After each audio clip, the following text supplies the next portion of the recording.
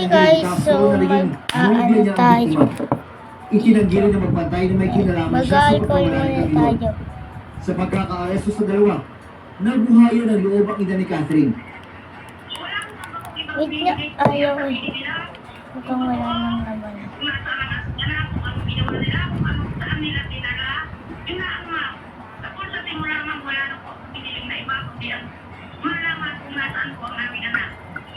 Maraming hamon na pinagdaanan ng Pwede kaso na ng to, pagkawala guys. ni Catherine. Susunod na lang ako. Sa Regional Prosecutor's Office dahil sa kakulangan ng ebidensya. Naghain ng motion for reconsideration na nauwi sa muling pagkabuhay ng kaso.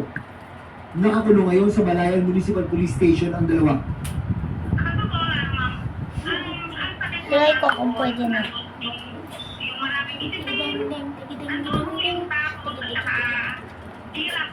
Ayun, pwede na guys. Hindi pa naman daw itinitigil ang paghahanap. Pero aminado ang pulisya na blanco pa rin sila kung nasaan si Catherine. Of course, sabi po, medyo habang tumatagal po, nagiging slim po yung chance natin. Pero still po, syempre po, we're still hoping na Maglilinis ulit tayo pero ng syempre po, ano. nag-expecting po tayo ng worst. Kung ano man po ang magiging dahilan na ma'am, nandun po yung pag-asa na isang araw. Dito yan. Diretso. Dito yan.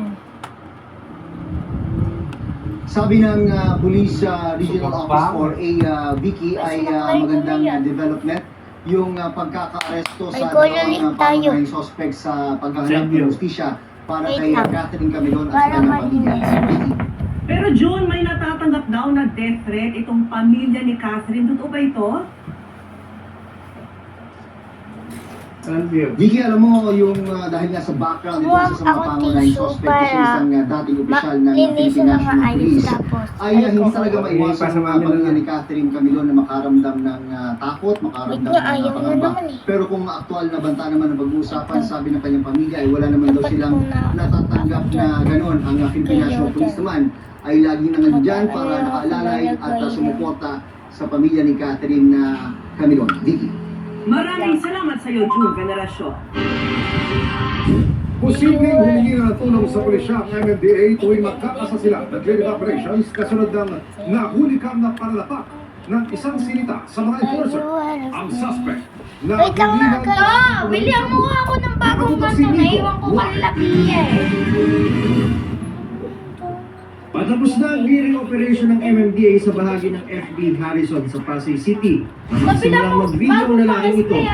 Ang kinukunan niya, ang dalawang MMDA enforcer na paalis na. Makikitang itinutok ng lalaki sa mukha ng isa sa mga enforcer ang cellphone. Maya-maya, tinabig ito ng Yan, okay enforcer. na, guys. Dahilan para tumalsik ang cellphone. Yung isang ano Di natin, ko na eto. dalawang beses sinapak ng lalaki ang enforcer. Nagkaroon ng pag-uusap. Pero nang makakuha ng tiyempo, umisa pa ng suntok ang lalaki. Hanggang bumagsak ang enforcer na si Emerson Pagana. Kwento niya, kasama raw sa natawang sasakyang nire-repair ng mekanikong suspect. Ito naman yung Nagre-reklamo coach. kung bakit hindi raw natawang ibang Nga. sasakyan. Kailangan ko pa ng Dinudugtong yung bato. cellphone sa akin na, may video ang ganda, ginagawa rin yung mukha ko. Hindi ko lang muna pinapansin. Kaya di ko, pininot ko rin yan, pero hindi talaga kakayanin. Hindi, kunin ko lahat. Napikon daw ang lalaki ng tabigi ni Pagala ang cellphone. Nagtanong lang naman ako. Iba yung sagot niya. Parang napundi Ay, ko. sorry, guys. Yung cellphone ko kasi, na pinambibideo ko sa kanya, kinapik niya na, nabasag. Wait lang. Umilapon niya, yung mga 3 metro yung kinapulot. Minsan lang din daw niya sinapak ang MMDA enforcer. Sir, ang balang po yung dalawa. Yung panghuli po yun. Sinagot naman ng MMDA ang reklamo ng suspect sa mga ino-operate na sasakyan. Ang pagtutuwing naman kasi natin kung lahat po yan, let's say sa isang kalsada ay 30 ang sasakyan, we have to bring 32 trucks. But we cannot do that, no? Always. So meron mga instances na meron tayong mga sasakyan na hindi po ng totoo. Ang ginagawa po natin dito, ini-issuehan natin ng ticket. Dahil daw sa Pakisubscribe nangyari, po and posible raw na mag-request na ng assistance sa mga pulis ang MMDA sa mga operasyon. Dahil ayaw naman po natin maulit, and ayaw din po natin na may masaktan, hindi lang po ang ating enforcers, but also ang publiko po. Sa kasagsagan naman ng pagproseso sa pag-aresto sa suspect, nahulihan umano ito ng hinihinalang shabu.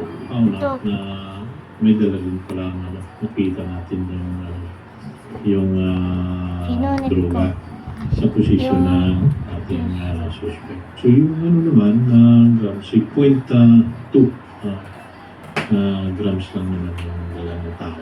Hindi naman yan itinanggi ng suspect. Kung sa akin po nakita, yun na siguro.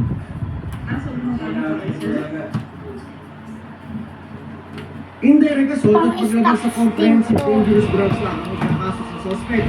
Humingi naman siya ng tawad kay Pagala. Para sa GM Integrated News, I Tuwari, don't ito, 24 oras. Umakyat pa sa 23 ang napaulat na nasawi dahil sa magkakasunod na bagyong Ferdy, Hener at Helen at nang pinalakas nitong habagat. Pero kahit naalis na ang mga bagyo, naranasan pa rin ang masamang panahon sa ilang lugar sa bansa. At nakatutok si Bam Alegre. Hello guys, nahulog dito. Mistulang Inusog ko swimming pool ng kasi southbound table lane ko. ng Davao Cotabato Highway sa barangay Astorga sa Santa Cruz, Yan, Barangay Sul, okay kagabi. na. Kasunod ng malakas na ulan. Ito yung electric fan. Ano may malawak na ilog din ng sitio Bakutan sa barangay Astorga dahil sa taas ng baha. Nalubog sa tubig ang ilang sasakyan, pati mga gamit sa bahay ng ilang residente. Bye-bye guys. Sa tindi naman ng baha sa Purok Maligay bahay, Bye-bye. may ilang lugar man Subscribe na and na heart ang tubig. and comment. Bye-bye. Sinabing din ang Love mga you. residenteng stranded sa binahang bahay sa barangay